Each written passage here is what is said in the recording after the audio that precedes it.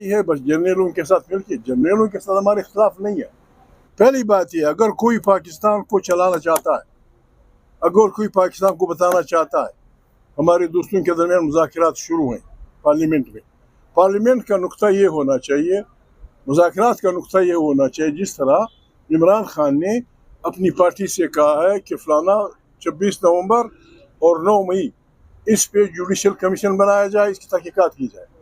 یعنی ہم سے میرے مراد شہباز، ہم سے میرے مراد ہمارے ملٹری کے لوگ، ہم کیوں اپنے ججوں سے نالا ہیں یا گھبرائے ہوئے ہیں؟ ہم کیوں نہیں بناتے؟ اور یہ جو فوجی عدالتوں میں جو کچھ ہو رہا ہے، خدا گواہ نہ انہوں نے مجھے کہا نہ کسی نے مجھے کہا، یہ جو فوجی عدالتوں میں عام انسانوں کی ٹرائلز ہو رہی ہیں، بھائی کوئی یہاں ہمارے سے اللہ لگا ہے یا کوئی کسی ملک نے حملہ کر دیا ہے، کیا ہوا ہے، کیوں؟ ہماری عدالتیں ہیں۔ اور جب ایک پارٹی کا لیڈر خود کہتا ہے، زیر حراست ہے، کہ بھائی ججوں کے ذریعے 9 مئی اور 26 کی تحقیقات کرو، جو چور کی سزا وہ ہماری سزا، لوگوں کو ابھی میں نے کبھی دنیا میں ایسے ملک نہیں دیکھا جو اپنے لوگوں کے جذبہ حریت کو کوٹے، جذبہ حریت کو ڈنڈے مار کے خراب کرے۔ پرسوں سزا دی، کل بیان تھا کہ جی فلانوں نے معافی کی درخواست کر دی، ہم نے معاف کر دی۔ بہت کوئی بادشاہی ہے؟ کوئی 6ویں صدی کا وہ ہے کہ کل ایک مجرم تھا، آپ نے اسے 25 سال جیل دے دی، آج آپ کی شاہانہ عدل جہانگیری اس میں آ گئی، بسم اللہ الرحمن الرحیم، آپ نے معاف کر دیا۔ یہ مذاق ہے پاکستان کے ساتھ، مذاق ہے یہاں کے عوام کے ساتھ، مذاق ہے جمہوری اس کے ساتھ، آئین کے ساتھ، سب کے ساتھ۔ ہمارے یہ جو کچھ ہو رہا ہے، پہلا سوال اس ملک کا یہ ہے کہ یہاں ایگزیکٹو کے اختیارات کس کے ہوں گے؟ میرا کوئی نہ ماموں ہے، نہ ماموزاد ہے، نہ خالہ زاد ہے، نہ چچا زاد ہے۔ آئین اس کا وہ ہے، سپوکس مین ہے، سپوکس آرگن ہے۔ آئین کہتا ہے کہ اس ملک میں طاقت کا سرچشمہ عوام کی منتخب پارلیمنٹ ہوگی، اس کا وزیر اعظم ہوگا، اور فلانا فلانا ادارے اپنے اپنے اس میں فریم میں۔ جو ادارے فریم توڑ رہے ہیں، اصل میں وہ پاکستان کی بنیادوں سے کھیل رہے ہیں۔ ہم سب یہاں بیٹھے ہیں، ہم ایک دوسرے کی بولی نہیں سمجھتے۔ آپ کا گھر انڈیا کے بارڈر پہ، میرا گھر افغانستان کے بارڈر پہ، ان کا گھر یہاں۔ ہم کو جو چیز اکٹھے رکھے ہوئے ہے وہ کنسٹیٹیوشن ہے۔ اس کنسٹیٹیوشن کو درخور اعتنا نہ سمجھا، اس کنسٹیٹیوشن کا مذاق اڑانا، اس کنسٹیٹیوشن کو کاغذ کا ٹکڑا پھینک دینا، یہ اس ملک کی بنیادوں سے کھلواڑ کی بات ہے۔ اس کی ہم اجازت نہیں دیں گے۔ ہم دیکھ رہے ہیں کیا ہو رہا ہے فلسطین میں، کیا ہو رہا ہے روس اور اس کے ساتھ یوکرین میں، کیا ہو رہا ہے۔ خدا نہ خواستہ اگر کل یہاں یہ ہمارا ملک ویسے بھی اندرونی طور پہ بہت سخت کمزور ہو گیا ہے، بہت سخت کمزور ہو گیا ہے، اس کو بچانے اور چلانے کا طریقہ یہی ہے کہ ہم سر جوڑ کے بیٹھ جائیں، آئین کو بحال کریں، لوٹا ہوا چوری کیا ہوا مینڈیٹ اس پارٹی کے حوالے کر دیں۔ مذاکرات پھر ہوتے نہیں، بس ٹھیک ہے، دعائیں ہم کریں گے، مذاکرات ہو رہے ہیں۔ کہاں کے مذاکرات؟ کس چیز کے مذاکرات؟ کس چیز کے مذاکرات ہو رہے ہیں؟ کیا یہ حکومت جس سے میرے دوست مذاکرات کر رہے ہیں، کیا وہ جائز حکومت ہے؟ کیا وہ لیجیٹیمیٹ ہے؟ جو کر رہے ہیں بسم اللہ ہم دعا کریں گے، وہ دعا قبول نہیں ہوتی، وہ دعا قبول نہیں ہوتی جس کی کوئی وہ نہ ہو۔ پلیز بسم اللہ۔ بسم اللہ الرحمن الرحیم۔ شکریہ۔ دیکھیں، خان صاحب نے ایک اہم مسئلے کی طرف توجہ دلائی ہے، بلکہ چند باتیں کی ہیں مہم۔ ایک یہ ہے کہ پاکستان صرف اور صرف آئین کے مطابق چل سکتا ہے اور رول آف لا کے ذریعے چل سکتا ہے۔ اگر آئین پر عمل نہیں ہوگا، آئین کے مطابق قانون کی حکمرانی نہیں ہوگی، یہ پاکستان نہیں چل سکتا۔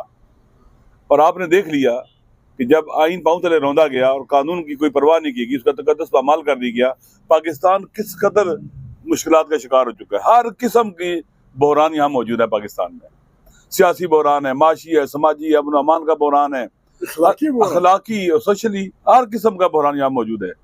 لہٰذا آپ دیکھ لیجئے کہ اس حالت میں کیا پاکستان، یہ جو حکمران ہمارے پر مسلط ہیں، اس پاکستان کو چلا سکتے ہیں، بحرانوں سے نکال سکتے ہیں؟ نہیں۔ ان کا ہر گزرتا ہوا دن بحرانوں میں اضافہ کرتا چلا جا رہا ہے۔ مسئلہ حل نہیں ہو رہا، بلکہ مسئلے سے کئی مسائل پیدا ہو رہے ہیں۔ آپ دیکھ لیں پاکستان کے اندر ابھی تک آپ نے رجیم چینج کیا, پی ڈی ایم کی حکومت آئی, اس کے بعد پھر یہ پی ڈی ایم 2 آ گیا, اور فیلئر کو کیا کیا انہوں نے ری انفورس کیا, اسٹریٹجی غلطی کی اور نالائقوں کو مسلط کر دیا اور پاکستان تباہ کر دیا اپنے لیے, اپنے چند روز کے اقتدار کے لیے. یہ ظلم ہوا ہے پاکستان کے ساتھ کہ ایک آدمی طالع عظمات ہے, وہ چاہتا ہے کہ میرا اقتدار باقی رہے, زیادہ عرصہ چلے, تمام کی تمام چیزوں کو بلڈوز کر دیا جائے, قانون, آئین, سارے ادارے. اب دیکھ لیں سب سے خطرناک کام جو ہے وہ ہم کہتے ہیں کہ تینوں جو پاکستان کی مقننہ ہے, عدلیہ ہے اور مجریہ ہے, یہ مستقل ہونے چاہیے, لیکن پاکستان کی عدلیہ کا استقلال ختم ہو گیا ہے. جب عدلیہ کا استقلال ہی نہ رہے, وہاں سے انصاف کہاں سے دے گی؟ وہ ایڈمنسٹریٹیولی مینج ہو رہی ہے, انتظامیہ کے انڈر کر دی گئی ہے, اس کا استقلال ختم. جج ان کی نگاہوں کو دوسروں کی طرف دیکھے کہ کون ہمیں اپوائنٹ کرے گا, کیسے ہوگا. بالآخر پاکستان کے آئین کے خلاف عدلیہ کا استقلال ختم کر دیا گیا ہے, اور جو آئینی ترامیم بھی کی گئی ہیں اس نے بنیادی طور پر آئین کے ڈھانچے کو, جو آئین بنانے والوں کو بنیادی نظریہ تھا, اس کو بھی ختم کر دیا ہوا ہے. وہ آئین نہیں رہا ہے اب جو ہمارے ایلڈرز نے اور اسلاف نے بنایا تھا. لہذا پاکستان نہیں چل رہا ہے. کوئی کہہ رہا نا کہ یہ کیا اسے کہتے ہیں کہ اپنے آپ کو گھسیٹ رہے, گھسیٹنے کے قابل بھی نہیں رہا پاکستان. اب ہر چیز تباہی و بربادی کی نشانیاں موجود ہیں. یہ کام کوئی مسئلہ ہے ڈاک بیس پر چلایا جا رہا ہے پاکستان, کوئی پلاننگ نہیں ہے, کوئی ویژن نہیں ہے, اور پاکستان دیکھ لے کہاں لا کے کھڑا کر دیا گیا انہوں نے. اگر پاکستان کا آئین ہوتا, قانون ہوتا, تو جنہوں نے 8 فروری کو الیکشن جیتا تھا ان کے حوالے کیا جاتا پاکستان. جب بھی کوئی حکومت عوام میں اپنی جڑیں نہیں رکھتی, کوئی سسٹم جڑیں نہیں رکھتا, عوام اس کے ساتھ نہیں ہوتے, پاکستان کے عوام کا اعتماد ہمارے سسٹم پر اٹھ چکا ہوا ہے. کوئی ٹرسٹ نہیں کرتے, حتیٰ مایوسی اور ناامیدی کا لوگ شکار ہیں.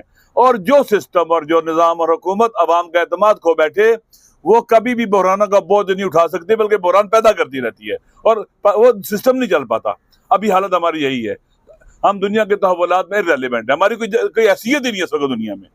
اور ساتھ ساتھ ہم کیا کر رہے ہیں, داخلی طور پر تو ناامن ہیں, اور ہم نے اپنا ایک نیا دشمن گھڑ لیا. پہلے ہمارا انڈیا دشمن تھا, اب ایک مسلمان برادر ہمسایہ ملک ہم اس کو دشمن بنانے جا رہے ہیں. بھئی آپ دیکھ لیں کہ جب سے یہ پی ڈی ایم کی حکومت آئی, بلاول بھٹو صاحب وزیر خارجہ بنے, گئے وہاں پر ایک دفعہ میرے خیال میں وہ لیڈی جو ان کی وزیر مملکت تھی وہ ایک دفعہ گئی. آج تک اسحاق ڈار صاحب گئے ہیں. ہمسایہ ملک ہے, ایک بہت بڑا بارڈر ہے اس کے ساتھ ہمارا, طولانی بارڈر ہے. وہ 40 سال سے زیادہ لوگ وہاں یہاں رہے, ان کے بچے پیدا ہوئے, ان کی نسلیں 3-4 پیدا ہوئی, پروان چڑھے, ہماری بولیاں بولتے ہیں, ہمارے علاقے کے کلچر کو جانتے ہیں وہ لوگ. ہم تو بالکل ایسے آپس میں جیسے نا جڑے ہوئے لوگ ہیں. کس طرح سے آپ اپنے ہمسایوں سے دشمنی, ادھر بھی دشمنی, ادھر بھی دشمنی.